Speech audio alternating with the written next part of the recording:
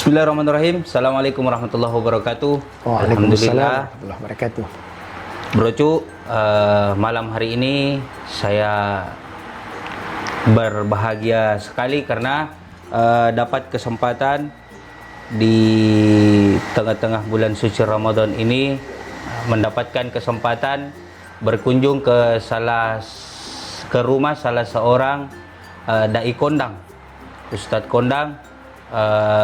Beliau adalah panutan saya juga dalam berdakwah. Beliau guru saya juga dalam berdakwah. Siapa beliau? Langsung saja Bro Cu. Saya telah bersama Kiai Haji Arifuddin Lewa. Assalamualaikum warahmatullahi Wassalamualaikum. Kamu bercahaya? Alhamdulillah, mungkin karena kurang jadwal. Jadi banyak-banyak di rumah tuh, jadi agak putih sedikit. Kurang jadwal. Bagaimana kabar teh ini? Alhamdulillah sampai detik sekarang ini masih sehat walafiat, dan alhamdulillah masih bisa beraktivitas di bulan Ramadan walaupun hanya dalam rumah sendiri. Dalam rumah sendiri. Jadi ceramah sendiri.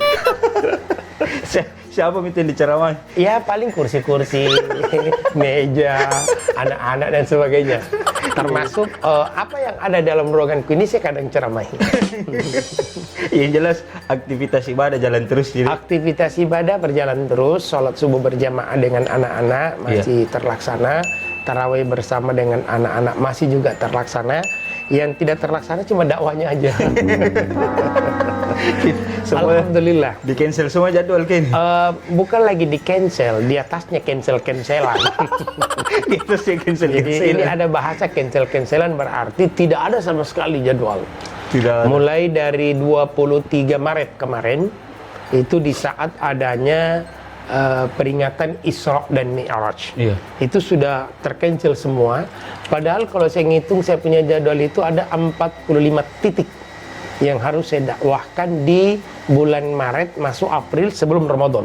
Itu Isra Mi'raj saja itu? Isra Mi'raj saja. Jadi kita sudah dapat undangan dari berbagai tempat. Saya sudah dapat telepon dari Pomala, dapat telepon lagi dari Luwu. Nah, itu semua dibatalkan. Kalau mau diapa? Mau diapa? Ya. Ya keadaan lah yang minta. Mudah-mudahan halal bihalal ini sudah bisa. Kayaknya belum. Kayaknya belum deh. Kayaknya belum ada halal bihalal. Oleh karena pandemi ini masih terasa sampai di akhir-akhir Juni. Jadi mungkin akhir Juni baru pandemi ini mungkin berkurang sesuai dengan medisnya ya.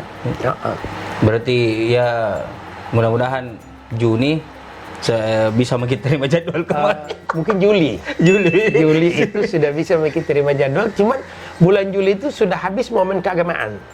Sudah lewat Ramadan, sudah lewat halal bihalal, apatah lagi haji. Kalau haji terlaksana mungkin ada manasik. Tapi diperkirakan juga tidak ada haji tahun ini, sehingga memungkinkan tidak ada manasik kalau haji.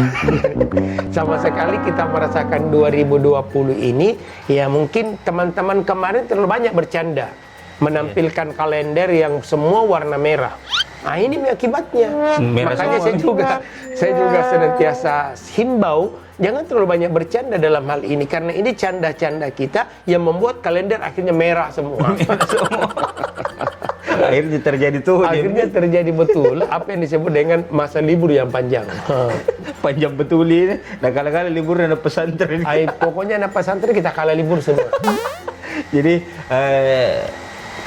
ini nih Pak, saya mau bertanya-tanya dulu sedikit. Berapa puluh tahun begitu? Saya ini, kalau ngitung-ngitung dakwah, saya mulai muncul di dunia dakwah ya, itu kalau tidak salah tahun 1989. Berarti 89 sampai 2020 ini mungkin kurang lebih 32 tahun. Kurang lebih 32 tahun. Dan baru kali ini Ramadan saya tidak pernah berdakwah. Baru tahun ini ya. Jadi 32 tahun itu kita rasakan di 2020 baru terasa betul. Ya kenapa? Karena tahun-tahun yang lalu itu kan orang sudah berpikir bahwa 2020 itu orang sudah berangan-angan. Ada yang berpikir kita akan bisa berjalan nanti di atas awan. Ada yang menyatakan bahwa nanti biar kita duduk di rumah makanan bisa datang. Ternyata betul. Angan-angan itu terwujud karena kita semua ada di awan sekarang. Pikiran itu ada di awan. Makanan juga tanpa disaji ada. Karena ada yang bawakan sembako. Jadi memang terbukti akan apa yang diangan-angankan jauh sebelum masa yang disebut 2020. Jadi 2020 itu orang katakan masa yang betul-betul semua bisa terlaksana. Dan sekarang betul-betul terlaksana bahwa kita disuruh tinggal di rumah, beribadah di rumah. Apapun di rumah, kurangi silaturahmi. Jadi ya ini imbas semua. Jadi kalau saya bicara masalah pengalaman dakwah, itu cukup banyak pengalaman dakwah saya di dunia seperti ini, dan hasil-hasilnya juga saya sudah rasakan. Iya.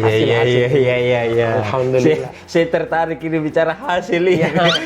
Jadi makanya saya menghimbau kepada para mubalik muda, tekuni ini dakwah.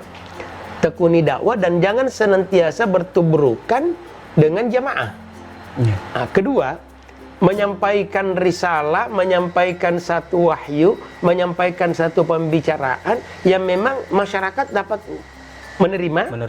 Dan jangan terjadi bentrok dengan masyarakat, supaya kita bisa dianggap bahwa ini ustadz memang sudah bisa dianggap mubalik.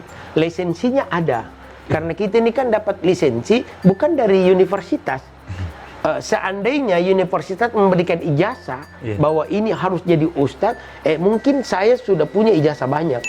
Tapi kan buktinya tidak. Betul. Alma mater itu, pendidikan itu adalah dasar untuk kita bisa diakui di tengah masyarakat.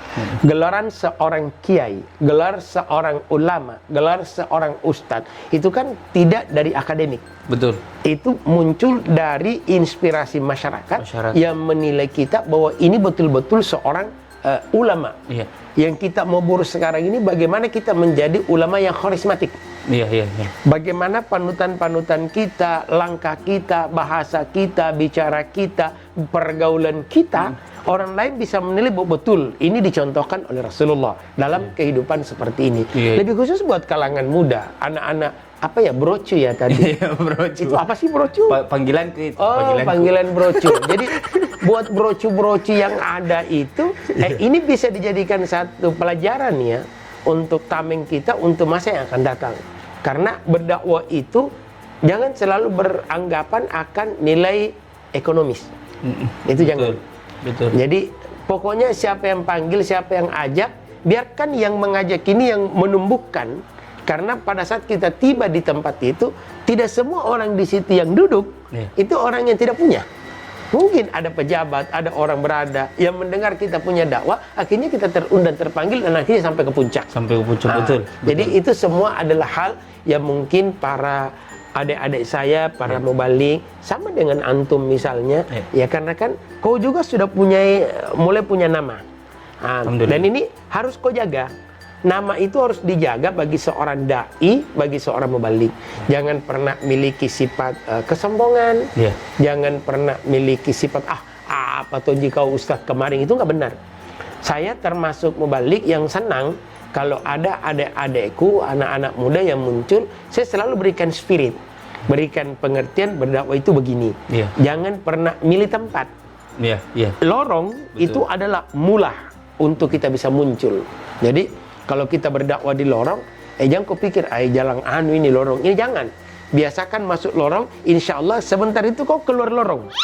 Dari keluar lorong kau masuk ke jalan besar. Akhirnya dalam besar kau akan jadi besar lagi. Besar lagi. Saya sudah rasakan betul sampai sekarang ini. Luar biasa ya. Jadi ini baru berapa menit kita bicara, banyak sekali ilmu yang kita bisa dapat terkhusus untuk kita para mubalik muda.